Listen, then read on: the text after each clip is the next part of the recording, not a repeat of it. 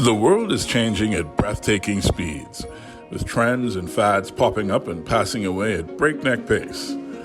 Against that backdrop of nearly constant upheaval, we welcome you to the Sunday Scotch Society. Over delectable, sumptuous scotches and with the occasional good cigar in hand, we have open, honest, and uninhibited conversation about whatever strikes our fancy. Whether it's the critical issue of the day or a deep dive down the rabbit hole, we take it all seriously while having a good time. Join us for a stiff drink and a great conversation. Good afternoon, dear listener. It is my pleasure today to begin the show with the permission of my dearest co-founder. I am, as always, Matthew B. Kelly, sitting here with you on this Sunday to have a great conversation and maybe a little tipple. So I'm sure Quincy will introduce us to that particular guest. But before we get to that guest, I'd like to introduce our human guest. Our guest today is an educator of over 15 years. What they are currently up to, I think I will leave to the conversation to reveal. She is, however, one of those higher ups in her institution of education.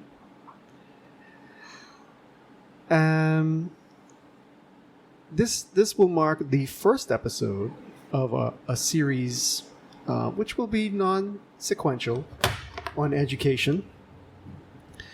And I thought it very interesting to begin here because our guest today, Charlene Hansen, has a little bit of a different perspective from the average teacher. You guys can come at me for using average versus other terms as we discussed in previous episodes.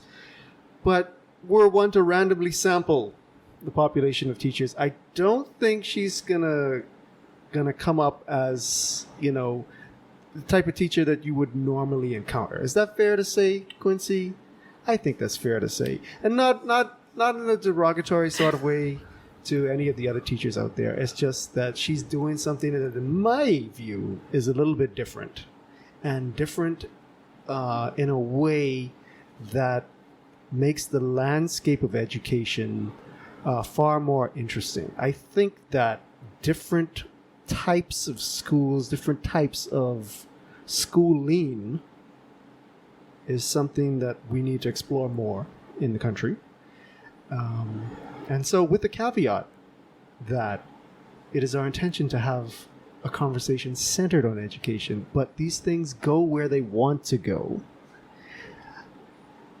I will say, Quincy, how are you today? Wow. Okay. So, good day, as Matthew would normally say. Good day to you, sir. Okay.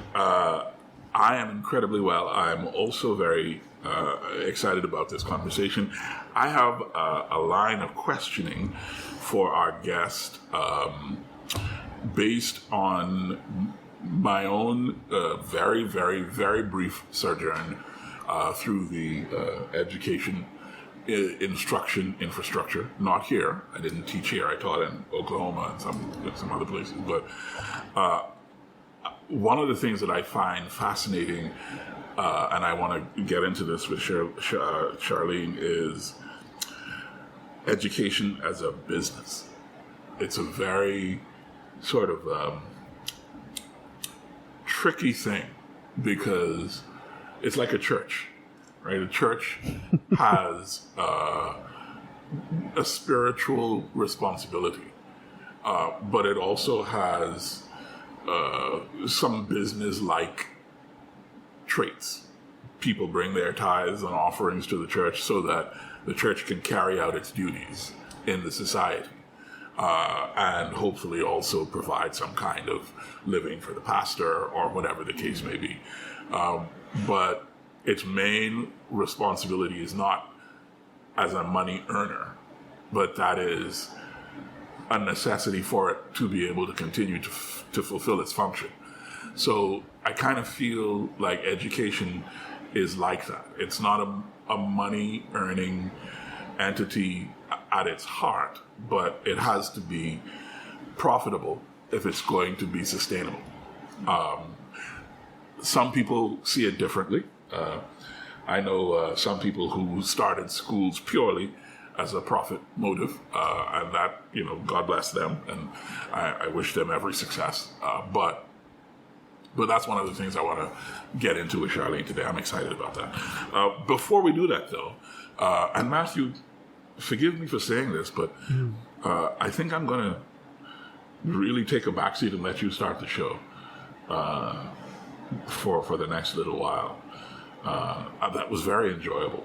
I almost wanted to put on some Barry White music, because the tone was just so very sexy.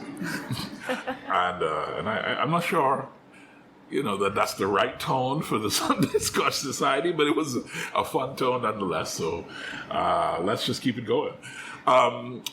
The Sunday Scotch Society, Charlene, just so you know, did she say anything yet, aside from laughing?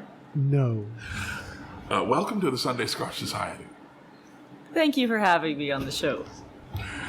You're most welcome. I already said that. I told you welcome to the Sunday Scotch. Right? You are an educator. This comes with some expectations from the society. However, you are also a guest on the Sunday Scotch Society. And so you may bear witness at this moment to that which gives us our name and that which gives us our, how does one say, Matthew? Our je ne sais quoi, or whatever you want to call that. Today's tipple for the dipsomaniacs among us is the Compass Point Peat Monster. Now, the Peat Monster, Compass Box Peat Monster, thank you. The Peat Monster is a blended Scotch, as all of the Compass Box Scotches are, and it is sort of created with one idea in mind, and that idea is to be a major expression of the smoky earthiness that peat brings to the single malt and blended scotches that sort of litter the lowlands and other places that make peated scotch. It's not really a highland kind of a Scotch thing. You don't find a lot of peat in the glens like Glenmorangie and Glenfiddich and whatever. But the lowland Scotches are all about the management of that earthiness and that smokiness from peat. And so the Peat Monster is sort of a hymn to the peat tradition in Scotch making. So I'm excited about watching Matthew, who has a very particular way of sampling the nose of these scotches. I'm very interested in watching him go through this one. And Charlene, of course, you're welcome to join us as we sample this tipple. This Matthew. You're also welcome to abstain. That is she? I don't know. I completely- mean, it's... Well, okay, fine. She's welcome to abstain, yes. I'll hold off. Go for it. All right. Thank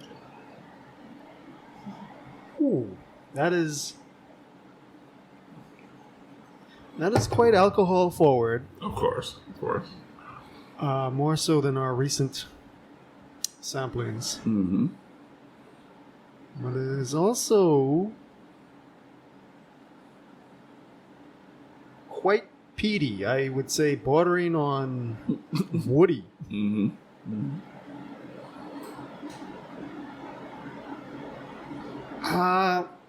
Quincy, honestly, I'm a little afraid.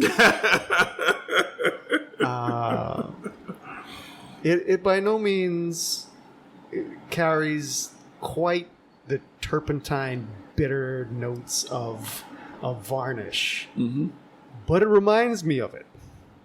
So I'm not sure what to expect here. Well, good. If It you're is not named sure the Peat Monster, but if you're not sure what to expect, then that's a part of the fun of the tasting. For me, in addition to the smoky earthiness of the peat, and to be clear, the peat is that soil that it is that when you're making these alcohols, these liquors, it's all about the water. Right, the spring water or wherever you get the water from. And so it isn't as if they put dirt in the Scotch. It is that the water that they make the Scotch with has peat banks, and it's in not quite a peat bog, but there is that very wet dirt sort of atmosphere around it. And so that infuses the water that is giving off that aroma for sure. Scotch. But is also the burning of the peat that stops the what is it? Is it the barley that they I'm being stared down. I'm like on the spot here. Not at all. I'm enjoying. I'm being curious, which I think is something that exactly. should be strive for in education. Precisely. I'm enjoying this. This is not I'm not staring you down. I'm just waiting for the next thing to come out of your mouth. That's all. Yeah. Well, listen. I'm going to go straight to the taste so that we can get it in the middle of it. So that we can get to the conversation here. All right, whatever. He just abandoned his explanation. Quincy 1, Matthew 0 for the episode. Well, what is it? For those keeping score. How are we scoring? How did I win? What did I win? Anyway. This is an ongoing thing with us here. So while you're tasting, for me, like I say, in addition to the peat, I do get a little bit of that sort of not quite sharp citrus, but a little citrus in there. And some candy as well. So that's the thing about the peated scotches, is that if you like that smoky flavor, then something like the Peat Monster, where they turn the smokiness up, would be good. But if you don't like that smoky flavor, then it might be problematic. So Matthew's face is... I can definitely see... This is a picture worth 1,000 words, this face right This now. is an acquired taste. Quincy, I'm going to have to say that I have not yet acquired it. But I can see it's something that one could grow into. I'm not quite there yet, I don't think. Oh, yeah. These are...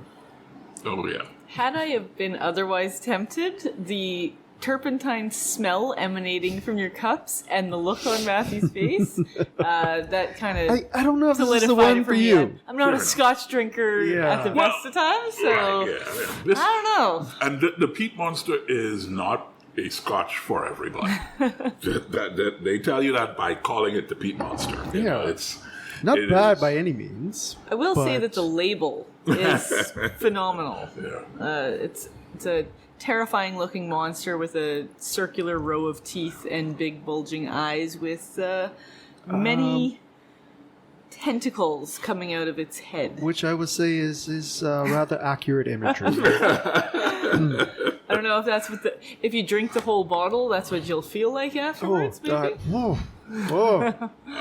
Possibly. A whole bottle of any Scotch. I'll be impressed if you could get through that glass based on the look. What is that? One finger, maybe a finger and a half? Finger and a half, maybe. I've had 2 sips. I'm going to be on cruise control on this one. All right. Well, fair enough. That's fair enough. So you have a line of questions. I do, absolutely. And I want you to get into that really quickly. But to begin, I have 2 framing questions that I want, and I just let you guys rip. I realize that Charlene has spoken about 6 words so far. Yes. I think that's more by her choice than the fact that neither of us will shut up. Well, we'll see. I'm sure we have our own little biases to protect our egos in that regard. So I don't know yet. But let me just ask. One sensible question, open-ended. What do you think the qualities that you should cultivate in education are? And I don't want to say just for kids, because in my view, education should be ongoing, and then there may be people who didn't have the privilege of even a primary education, but they come to opportunities later in life to learn. Mm-hmm. So I'm interested in that. And then the second question I have, a little more frivolous, but speaking about school as a business, and Quincy mentioned the church. Do parents pay 10% of their incomes for their children's education? Oh, boy.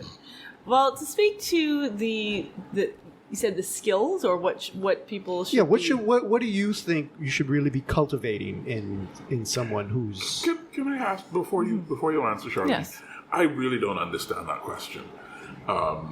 If you may, and if you do, it's probably a very good sign. I was just going to interpret it in my own way, but you can feel free to ask for clarity. Thank you. Would you clarify? I have been duly chastised, dear listener. I am trying to break it down in my own brain a little further. I think what I'm asking is, are there particular qualities that, besides specific knowledge, like, okay, this is how you multiply, this is English syntax, yada yada. Okay. Are there qualities that should be cultivated in someone regarding education, such as curiosity? I don't want to lead too much with the question, but that's what I'm getting towards. Soft skills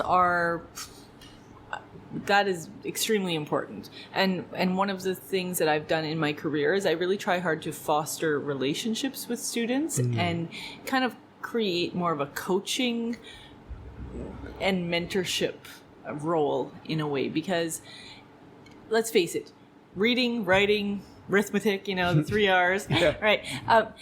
We're living in the 21st century where access to knowledge is at our fingertips. I mean, anybody can learn anything anytime online. There's a plethora of information out there. But it's how to get students engaged and interested in learning. And it's about connecting the dots with respect to, why it's relevant and things like that. And interestingly, of course, everybody's probably had this question from back when we were all in school too. When is this ever going to be relevant in my real life, right? And so it's about explaining to kids, you may never use this in real life, but in the same way, for instance, we have a lot of athletes at my school. So we'll say, if you're out on the baseball field and coach asks you to do push-ups, right, or something like that, are you going to say, oh, well, we won't use this in a real game? No, because it's strength training so that you can improve in other areas, right? So you explain that even though you may not use a particular math skill or something in real life, quote unquote, you are doing the heavy lifting now so that you're improving your critical thinking skills. You're being able to actually think for yourself. You're able to think outside of the box, and you're practicing just those skills that you'll need when you do become challenged with a difficult problem. So yeah, soft skills. Curiosity, actually, it's interesting that you said curiosity as your quality, because in the past 10 years, I have been finding that's the single greatest challenge in education.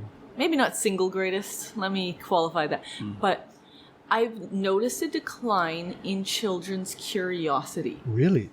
It sounds strange, but when we were kids, we would have to kind of ponder on something for a while, like, why do we hiccup? Where does that come from? And we would kind of think about it. We'd talk to people about it, and we might not be able to get to a library to find the answer right away. Now, people have a question. If they want to know, they just Google it in 2 seconds. Nobody's really pondering on anything. There's no big questions. There's no That's actually curiosity. really, really powerful to me. I It's did a not strange thing, make the but- connection that accessibility of information may impact curiosity in that way. And wow. I literally just Very this past concerned week now. had a conversation with some 9th grade students about how their own creativity is, like, some of them just don't feel as though they're as creative to come up with ideas. And something that I've, again, noticed over the past decade is that, for instance, little kids, when they play, oftentimes now, because they're so kind of raised by the iPad and television, etc., when they play, they're acting out shows or things they've already seen more so than just coming up with scenarios based on their own imagination. Or they get a box of Lego and they build whatever is on the box. Right. And then they don't want to touch it. It goes on a shelf as a display. They don't just take it apart and turn it into something else. Like, everything seems very stock. And, oh no, we can't change this. This is how it says to do it on the box. And that has been going on for a while, to the point now where kids don't seem to have that natural, like, let me just go spend an hour outside poking at things with a stick and, like, looking at random things. They don't have that natural curiosity to the same extent. And that's obviously a generalization, but that's a lot of children nowadays are like that. Okay, so Matthew sort of hinted at you being a big shot at one of these education institutions, but you really haven't told us that. I have. So I would I would be remiss in not sort of forcing that statement now, so that we don't have to, like, circle back to it out of context later. Okay, fair enough. I've never been called a big shot before, for one, but I've also never been, to circle back to the intro, I've never had anybody have to qualify that I'm the human guest on this show either. That is simply just how much Quincy loves his Scotch. They are guests on the show. Okay. But He's not wrong. He's not wrong. Yeah. But I am the director of Boost Academy. We are a boutique school in the Palmdale area. We're on Palmdale Avenue, and we're now in our 7th year, actually. But we started as Boost Educational Services, and then kind of organically grew into Boost Academy. And we're really just a school that focuses on individualized pathways and forming those connections, building those relationships with students, and making sure that they're receiving the type of education that they need for what they plan to do in the future. So that's it in a nutshell. Individualized education pathways. Sounds. I taught for a year and a half at a Montessori school in Tulsa. I was the music specialist. And your language reminds me a lot of the Montessori language, the sort of the student-directed, almost educational experience. Not. Which is not to say that there's not a curriculum per se, but the idea is that whatever the student's interest is, it should be the more important thing in providing the educational experience. That was juxtaposed immediately against teaching at Tulsa Central High School, which was a magnet music school in Tulsa, where the curriculum was God and his angels, and any deviation from the curriculum was the devil and his demons. And I often found myself being me on the side of the devils, because you can't learn music really from a curriculum. You can provide places for students to experiment, places for students to explore, but music is learned in experience, right? I don't know what your education philosophy is. She called it a boutique school, which we're going to come back to. But what I wrote down after listening to you describe your experience over the last decade is that you seem to be saying, in large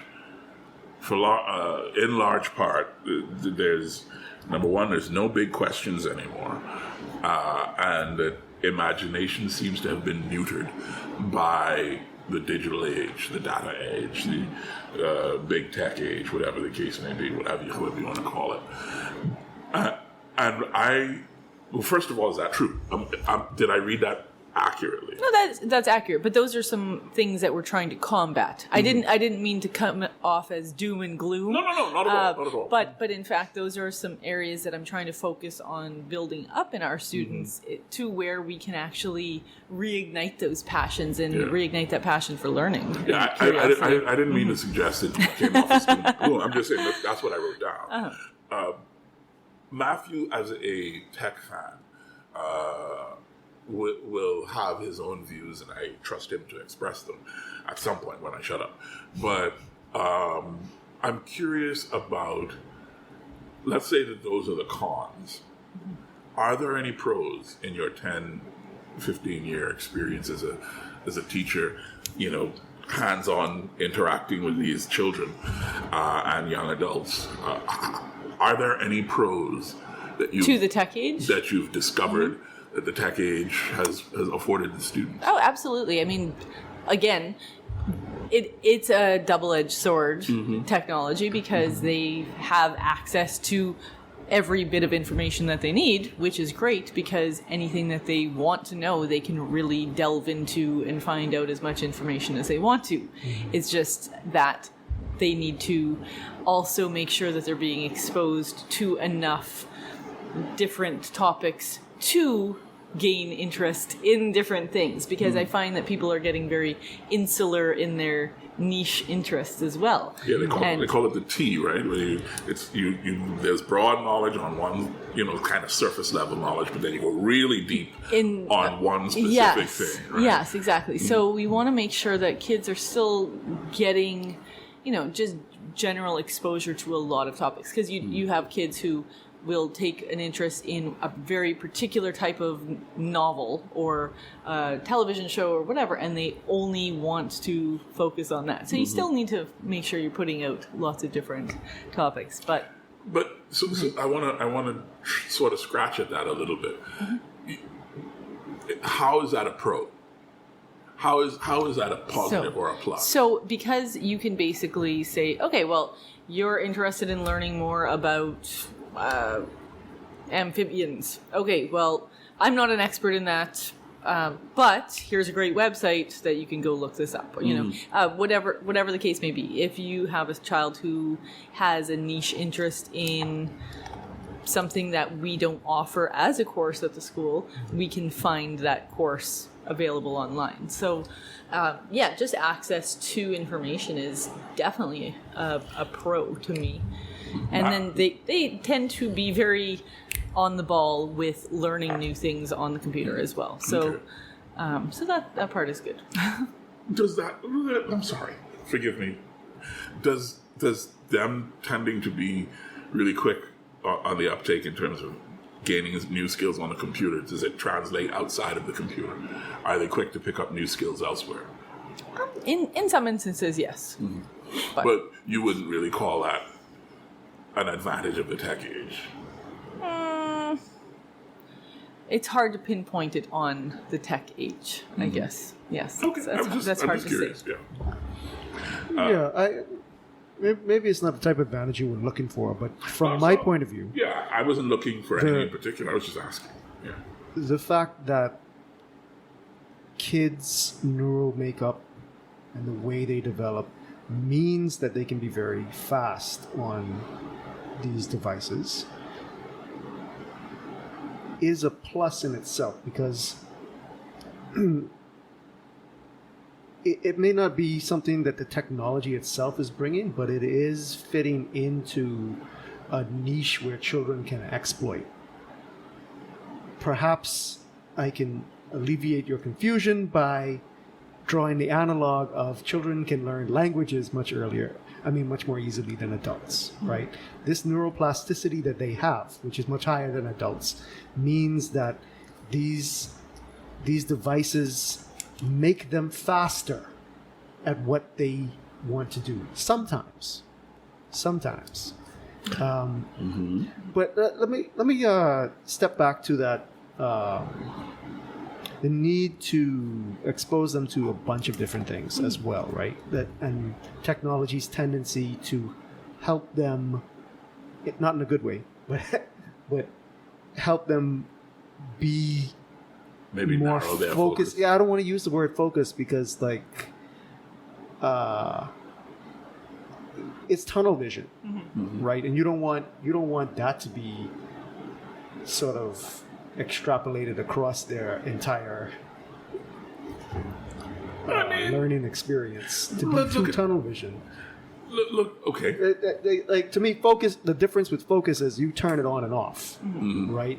Is tunnel vision bad? Right. This is my question. When you have a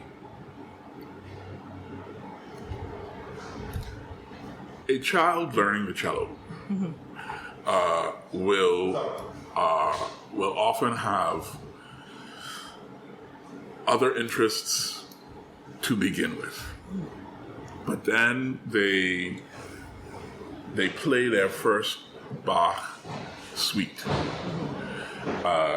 They probably start with the G major,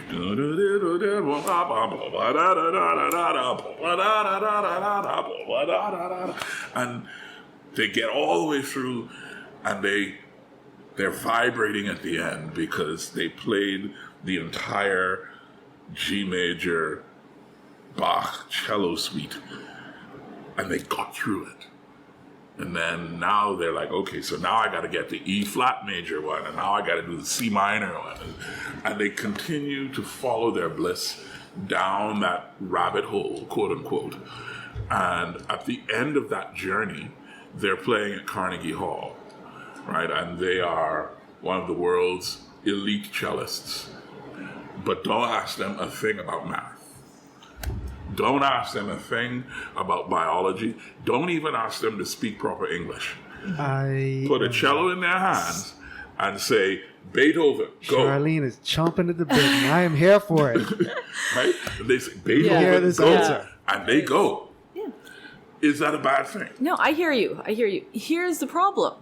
Our society has not caught up with that style of learning. We have not acknowledged that we live now in a globalized society where you don't necessarily need to have a high level of expertise in all these areas. So what we deemed to be very important, where you have to have this subject to graduate high school, the relevance of those subjects now, at what point do the powers that be say, hey, we're going to actually revamp what we think are the requirements? Because this is now literally everywhere in the world. And Sir Kenneth Robinson does an amazing TED Talk on this. I don't know if you've ever seen it, but it's the topic of it is, do schools kill creativity? And I did see yeah, and he talks about the girl who's a dancer, right? And how, well, she's not a problem. You just need to let her dance, right? Yeah. And so inherently, no, tunnel vision is not a problem, but in the current society in which we live, where you need your BGCSE and BJC to get this job, etc. I've heard horror stories of people who have come back to the country with an MBA and have been denied jobs because they didn't have their BJC or their BGCSE. BGCSE. But they now have an MBA. Well, I don't know that I disagree, but I do have a concern, right? Which is an amazing cellist who does not understand World War II. I think is not as amazing a cellist as they could be, and I think the world is less for that. I'm not sure if I'm expressing... No, I understand completely. exactly what you mean. Let's take... it's amazing that you said that. There are a couple of pieces written for the cello. One of them is called Threnody, and it's about...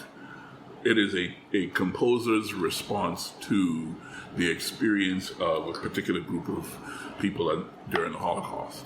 And the cellist who is playing it can't just play the notes, right? It's not about the notes. They have to feel it. They have to understand. They have to, in order to actually feel what that piece is trying to say, they have to have some sense of history.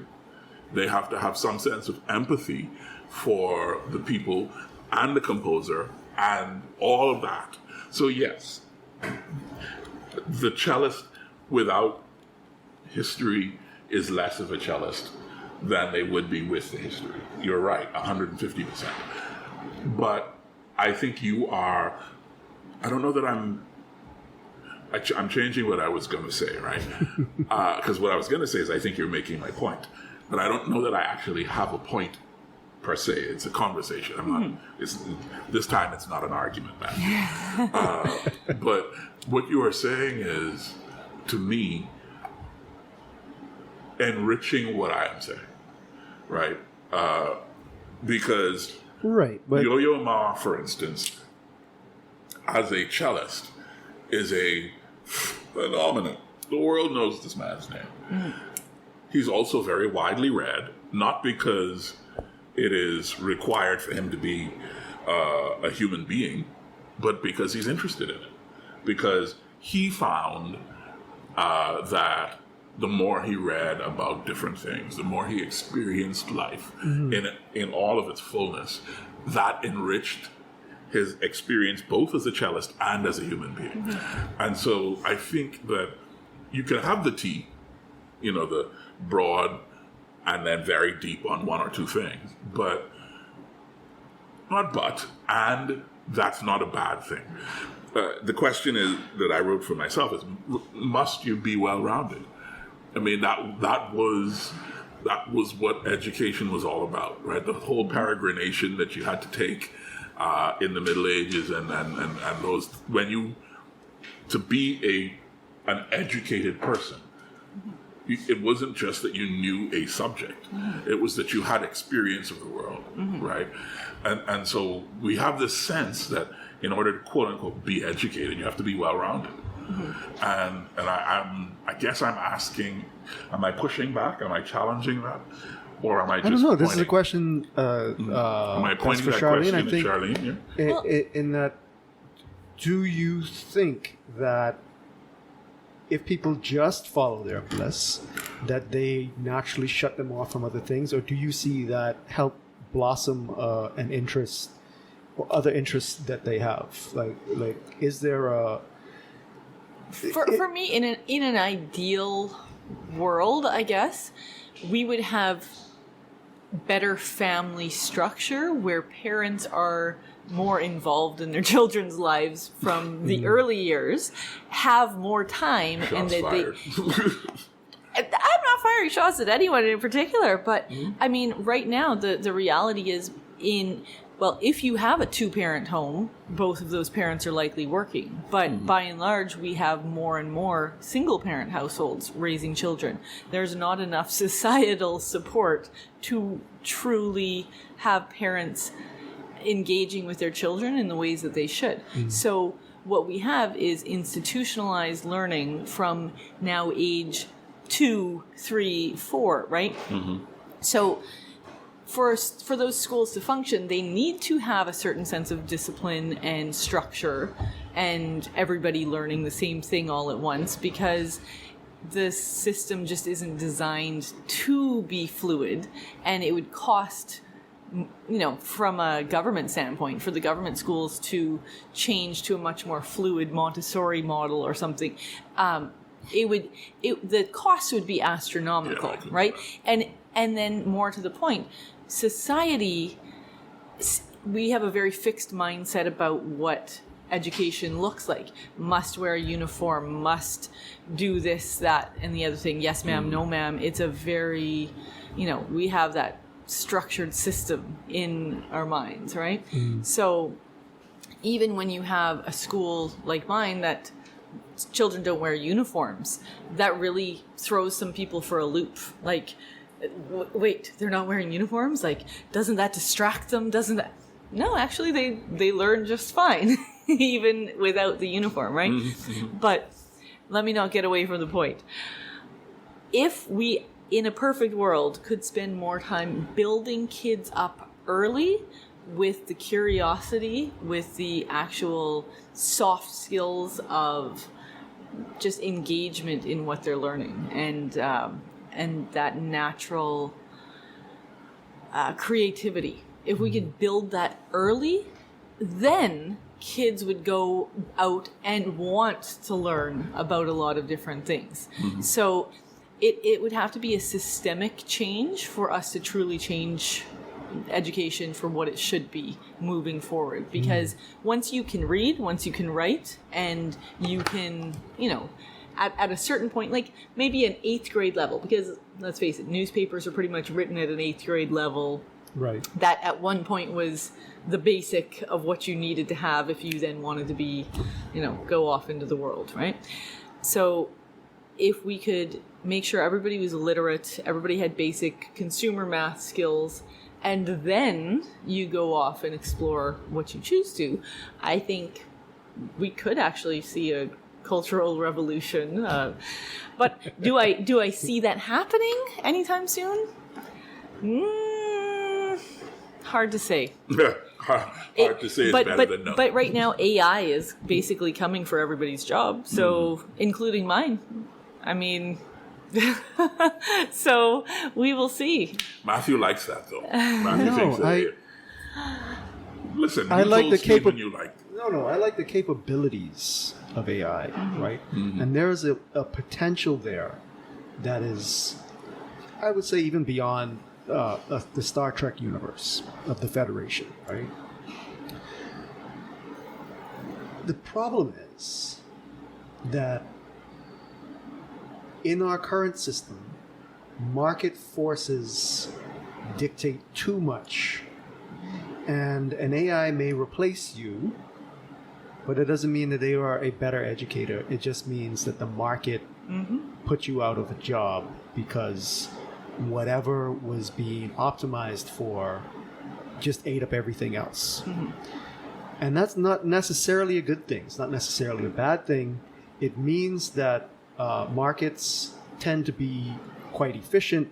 They tend to be quite bad at determining what we should be efficient at. There's a reason I teach dystopian novels in my school.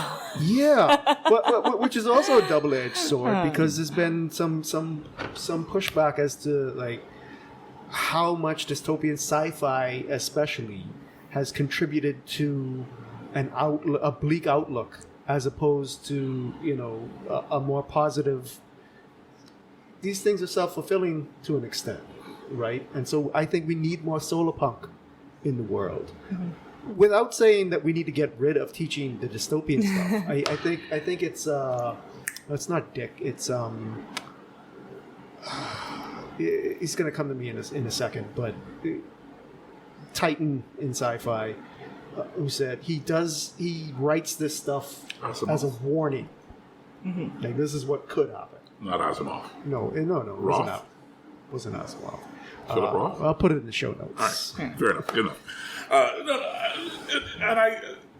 Okay, so we live in strange times.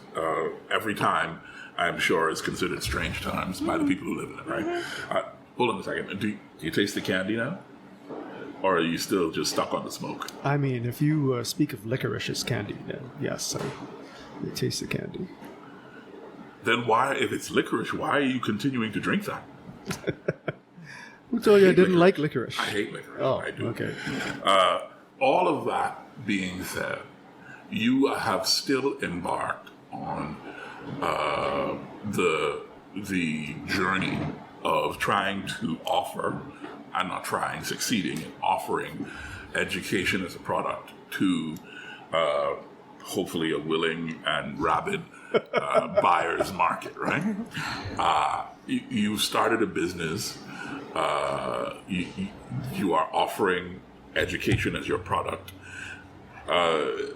What have you found from the perspective of the business side of the game? Is education, I know it's profitable. You were at Windsor for a while. You were at Meridian for a while. You were at Tamberley for a while. These are sort of the new vanguard of modern education in the Bahamas, and Boost is right there with them, right? So it's clearly a profitable enterprise. But talk to us about education as a business in the context of everything that we've been talking about. Well, it's intended to be profitable, I suppose. We probably entered into things at the wrong time because we were in the COVID mix when, everything went kind of belly up for a while and most businesses just barely scraped by. Education was not exempt from that. Yeah. But Snowbackies 1, 2, 3. but ultimately, the goal with our school, because people have said, well, is it a non-profit or whatnot? And we have talked about making it a non-profit before because it might as well be, because everything that we make goes back into the school.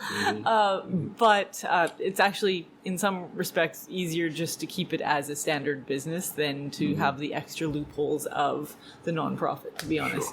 Sure. But really, by and large, we're trying to create the school we want for our own children. So I have 2 daughters, almost 2 and 4.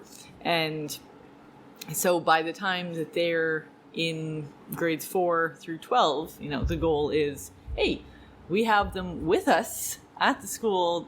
We have more of a say. I know I probably wouldn't end up being at a point where I'm homeschooling my own children only, exclusively, but I think it'll be nice to have them close to me and have a say in their education. So that's kind of the broader goal for me. I also, altruism is kind of one of the things that's always in the back of my mind, but I also need to eat. So clearly, having a school does open up opportunities for you to give back as well. So the goal is, again, to hopefully be able to provide scholarships and do more community work down the road as well. So certainly I don't see it as how you mentioned, some people are in it for the money. And in fairness, I have been accused of that before. But then I'm like, y'all don't see the car I drive, because I've been holding my tongue. If I was in it for the money, I would have chosen a different career path entirely. Yeah, but I mean, I'm sure that the cutthroat people could make it very profitable. Oh, but I've been holding my tongue that at Quincy's assertion that it is very profitable. Oh, yeah. Oh, for sure. If you don't put anything back into the business, if you buy books in 1972 and then never actually upgrade anything, or there are ways. There are ways that you can make it profitable. But one of those ways is by, as every parent of a particular school will tell you, by inventing new fees and charges almost on a bi-weekly basis. Shots fired. if shots were fired, I would call the name of the school. Well, I mean, that I'm not going to do. I think you said, as everyone would know. So. Yeah. But yeah, I mean, and I've seen that aspect of schools run as a business as well. You know, a child who's I'm teaching this child every day. This child is failing, and then I'm going to charge you $75 an hour for tutoring after school so that you can pass the class in which I'm already teaching you. Yeah. So again, when I started Boost Academy, I said, like, there's no way I would feel comfortable charging for that. So we've made it all inclusive. This underscores my point about markets. Right? Yes. Like, so you have to be careful. So this is the thing. We basically said, you know, if we're responsible for your child's education, we're going to do everything it takes to make sure that they're successful in our program. Right. So we would provide the additional tutoring, we would provide the additional classes at no additional cost so that we can actually, you know, make sure that we're delivering on our promise. So that's really the goal. So again, if I was in it for the profit, I would probably include extra charges for those classes, extra charges for tutoring, extra, you know, school opens at 7:30. I know some schools charge for early drop-off. For sure. You know, we just supervise from 7:30 till 5, you know, and there's no extra cost. So there's that. But it is, as you say, altruism is one thing, but you have to stay in business, right? Yes. In order to provide the service that your wonderful altruistic goals tell you that is your duty as a human being to provide. What is a boutique school? A fancy name for small. Yeah, so basically we have about 60 students. So it's just a niche. It's a small school. It was part of our marketing, branding from the get-go, so it's just kind of stuck very with me. clear. So how many teachers are there? So we've always maintained at least an 8-to-1 student to staff ratio. 2-1. Yes. So wow. Yeah. So don't rush past that. I want Matthew to elaborate on his wow just now. I mean, it wasn't uncommon even 20 years ago for for a 30 3 to 1. years ago. I know a school. Currently, there are some schools. There are some private schools that have 38 kids in one class. Yes, so right. 20 years for is one long. teacher. Right. And No, that's I'm sometimes saying if it was grades. 20 years ago, it's got to be worse now. Yeah. We're easily 30 kids to a class. Fair enough. Right? My bad. Now, I was lucky in a lot of respects in the public education system. I went to Harbor Island all age until grade 9. And you need a teacher per subject for the most part for a lot of the subjects, right? But because at the time there were 300 kids from grade 1 through grade 11, this was just before grade 12 became a BGCSE, mandate. By the time my brother graduated that school, and then he went on to a private school here because he was 2 years ahead anyway. So there were only 4 people in that graduating class. So because there was a fairly high attrition rate of, maybe that's a little harsh saying attrition. No, that's the right for kids that's dropping the right out word. of school. Yeah. But because so few children were at the upper levels, I saw what a much better student-to-teacher ratio could do. But at the same time, I saw 20-plus kids in the lower grades. Not that they were getting a terrible education, but I saw the contrast there. So I know firsthand what a better student-teacher ratio could be. And then if you have good teachers on top of that, teachers who are cultivating relationships, like you said, right? And teachers are people; they're complicated beings. They could be great to one student and not so great to another. Let me tell you. So Let me tell you. I don't want to make you all out to be angels, even though many of you are. ratio is huge. The first person, speaking of angels, the first person who was outside of my family for whom I shed tears was Adrian Julian Fawkes. Fawkes was Fawkes was I love that man. I still do. But when he left QC the first time, I was in the 6th grade, and I think he went to St. Andrews or whatever. And when he told me he was leaving, he knew that it was going to be bad. So he kind of pulled me on the side. He was like, all right, so Quincy, I'm leaving. I won't be back next year. And I wept for a week because I loved Mr. Fawkes. And when he came back to QC, I had been kind of half stepping. I almost said half-assing, but right, half stepping my French classes, and he took over for Miss Nanadich to teach French for us, and all of a sudden I loved French again because Fawkes was there, right? He taught us French drinking songs and all kinds of absolute foolishness. On the other side, speaking of devils, there was a physics teacher who is now known more as a sort of a play a guitar and a little duo kind of thing, who was known for his temper. And I remember one class, the man threw a capacitor at my head. Oh my! And if I had not actually seen him throw it, so that I could move my head out of the way, he would have hit me in my head with a capacitor that he flung as hard as he could.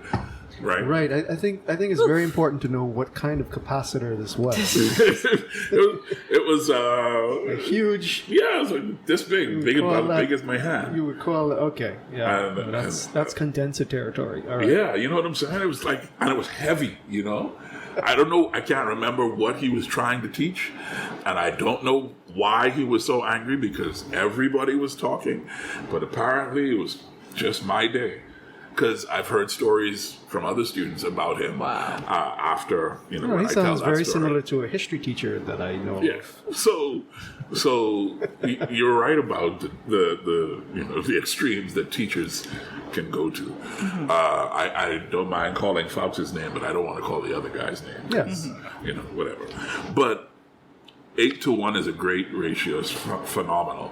But is it sustainable? I mean, can you make a business out of 8-to-1? If you're not in it for the money, yes. Yes. And that's the thing. Like the goal is literally just to put into the school and make it a great place to be. I spend my days there. I'm there 7:30 to 5 every day, and then sometimes on the weekends. So I might as well make it the place that I love to be as well. And again, that's where my kids will be. That's where hopefully my kids' friends will be. That's, I envision it as kind of an extension of my home in a way, so, and my students go on to become like family. To this day, students I've taught in, 15 years ago in 7th grade, now they're upstanding members of the community doing various things. And so I always make a point of supporting my former students' businesses or trying to involve them in projects or bring them in as speakers and things like that. Because to me, I guess because I grew up in a small town, it's all about just building your own community. Okay. So when I think about teaching my students, I don't see them as just, okay, you're passing through my doors and that's it. Like, I literally want to build them up to become my own kids' future teachers or future doctors, lawyers, game developers, musicians, all of these things, So I guess that's the vision behind it. Just out of curiosity, naughty alert. You said many of your students are upstanding members of community. Do you have any former students who are not upstanding members of the community? Who are criminals or degenerates or... To the best of my knowledge, no. To the best of my knowledge, no. Okay. I mean... But you can't vouch for everybody. Yeah, I mean, yeah. Ultimately, I mean, there are some kids who, we will try to help every child who comes through the doors.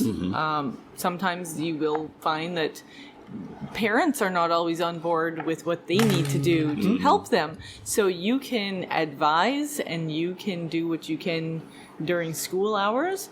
But if the parents are not enforcing what they need to at home and following through and mostly setting boundaries, actually just basic boundaries at home and saying no to things, then there's not much that we can do. But fortunately, at this point in time, I'm not aware of any degenerate students. No. Boundaries. That could be a whole separate podcast. She said the word no. The parents must say no to things. I just want to underline that parents must say no to things. You know what? I'm going to underline it again. No. So what it does for me, it brings me full circle-ish to Matthew's first question, which was asked in a typically Matthew-y or Matthew-ish type of way. That I would like... What is that face? I'm listening. Oh, okay. Well, I would like to reinterpret Matthew's question my own way and ask, what, in your view, education should result in? That's a great question as well. No shade at your initial question. I just saw it react there like, I'm hurt. No, none taken. I don't. But to me, education ultimately should result in happy individuals. Like, they're happy people who go on to live productive lives and give back to their communities. I'm not hoping to churn out a bunch of Elon Musks. I'm not hoping to, Shots continue to be fired. I want people to be innovative and successful, certainly, but I just want people to be able to go on in their lives and just live happy, fulfilling lives and do what makes them feel good. And we all know what makes us feel good, and that's usually in tandem with what helps other people as well. So, I guess that might sound really cheesy, but I do wish. I really want to flesh this out. So I think that in addition to inviting you back, which is a no-brainer, I wanted to float the idea and get Quincy's approval of once we have had a few more of these conversations, which we've been planning with other educators as well, if you would be so kind as to join more of a roundtable discussion in the future on education. For sure. I was actually thinking, given that people, for whatever reason, are enjoying what we're doing, we should probably, maybe do a thing here, like a live panel type situation, and record it as part of as well. Here being the wonderful Crypto Isle. Here being the wonderful Crypto Isle. Yeah. Of course. Would you join us on such a thing? Yes, absolutely. That's a commitment. So we'll take that along. Okay, so happy individuals who live productive lives. I wrote down the word altruism because you say give back to their society or community, whatever the case may be. But you didn't say rich. No. I do not think you have to be rich to be happy. You need to be comfortable. You need to have your needs met. You need to be able to have, a certain lifestyle that you choose. But I don't think, while money doesn't buy happiness, it does to an extent. But there's a cap. I don't think somebody who's a millionaire is less happy than somebody who's a billionaire or vice versa. What about somebody who's a thousandaire? A thousandaire, I think it depends. Mm-hmm. Do you have health insurance? Do you have the ability to, if your car breaks down, that you are not going to be stranded? Right, do you have your own home? Certain things like that. I think there's a certain level of wealth that you would want to strive toward, but for me, that has never actually been something on my radar. And so, it's, I want to be comfortable, but not. Yeah, no, I'm not going to disagree with that at all. I simply want to call back that the culture around parents not only making boundaries, but also having the home culture of maintaining curiosity and just a wide variety of experience for the child. Both of you said that both of those things are hard. So if they're hard, well, good luck with this. Because, for sure. Bahamians want their children to be rich. They do. They certainly do. Well, mainly, I mean, there's a part of that is a selfish motive too, because my rich child is going to take care of me when I don't have to work anymore. And I know Maya Camille, I hope you're listening. That's my daughter. But I want to. Matthew has a phrase in my head, damn him, callback. Something that you said just a few minutes ago about the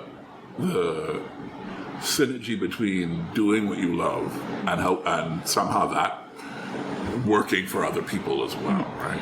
The Japanese concept called the ikigai. Yes. That's not what you were going to say, was it? No. Oh, I love the concept. Yeah. But, familiar with ikigai? Okay, yeah. I know you're familiar, Matt. All the overlapping Venn diagrams. It's a guest who is quoting one of our thingies that excited me. I know, but so why are you chastising me? To give you a boundary. Yes, Daddy. Oh boy! Please continue. The show is just So ikigai. Yes. You were saying. Oh well, I think I cut you off. Sorry. No, you didn't. Okay, but yeah, basically, I was jumping in to say. So, just because wealth is not like my number one thing that I'm after, doesn't mean I'm not happy to attain it. Or to if my students if that's one of their priorities, and they want to find a job that they love and can make them wealthy, I'm not going to cut them off from that either. Mm-hmm.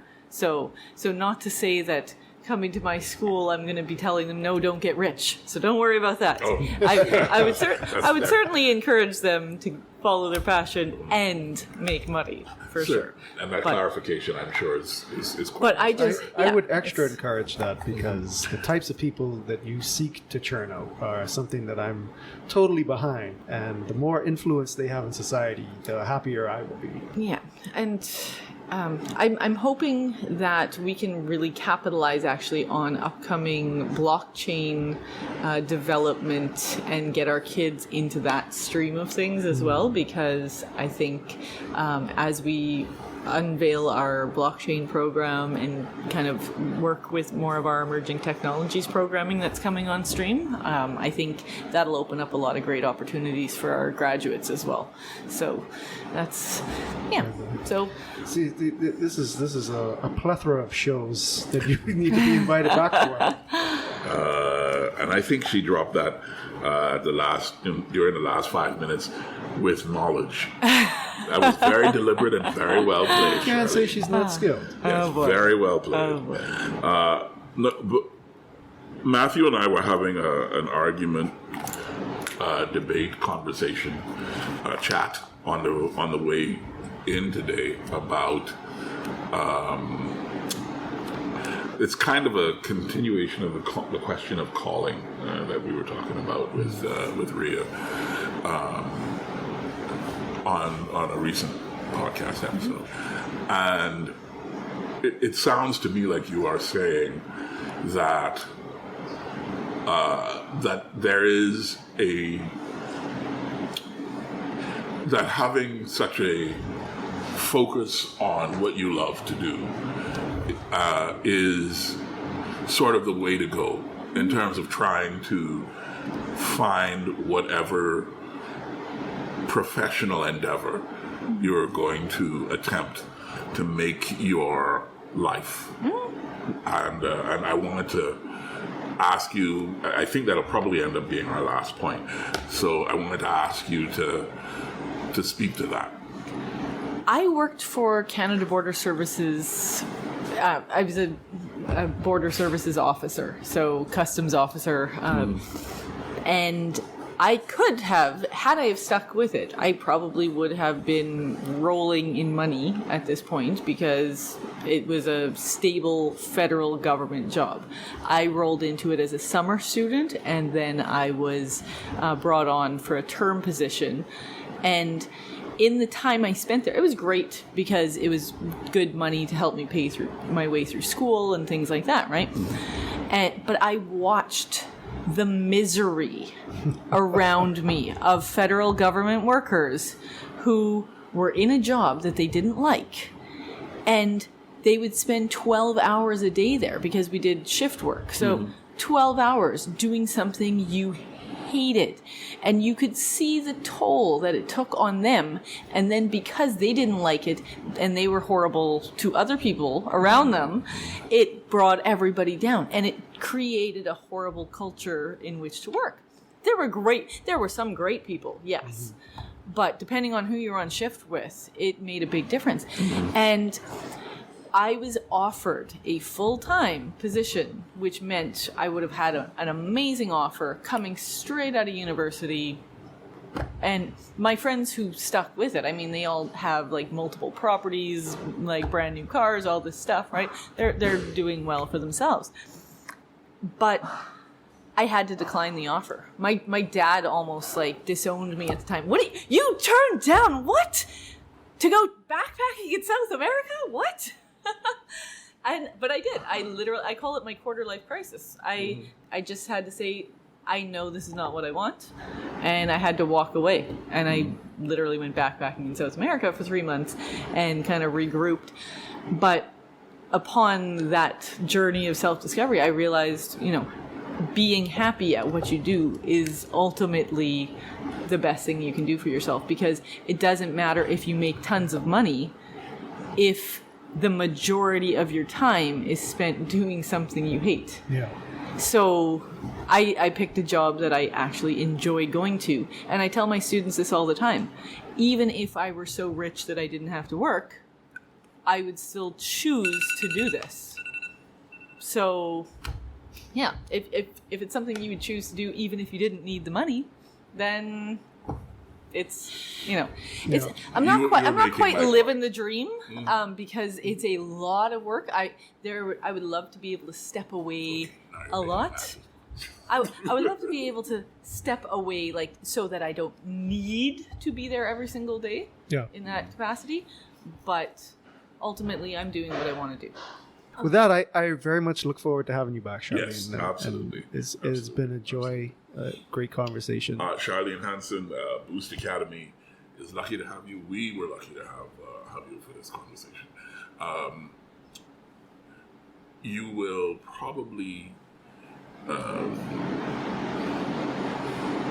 you'll probably be getting phone calls from Matthew and myself about some of the things that you said today to be hijacked and woven into other areas, because neither one of us lets good resources go, and it's very clear you're a good resource. So just brace yourself for that. But all of that being said, thank you so much for joining us today on the Sunday Scotch Society. You were, I think, Matthew's find, so to speak. So I want to congratulate him on bringing a diamond into the studio. So thank you, Matthew, for bringing Charlene to us. I mean, I just meet people who are interested. That's it. Yeah, sure. Way to downplay it. You asked her and she said yes. Take a win, brother. Yeah, yeah.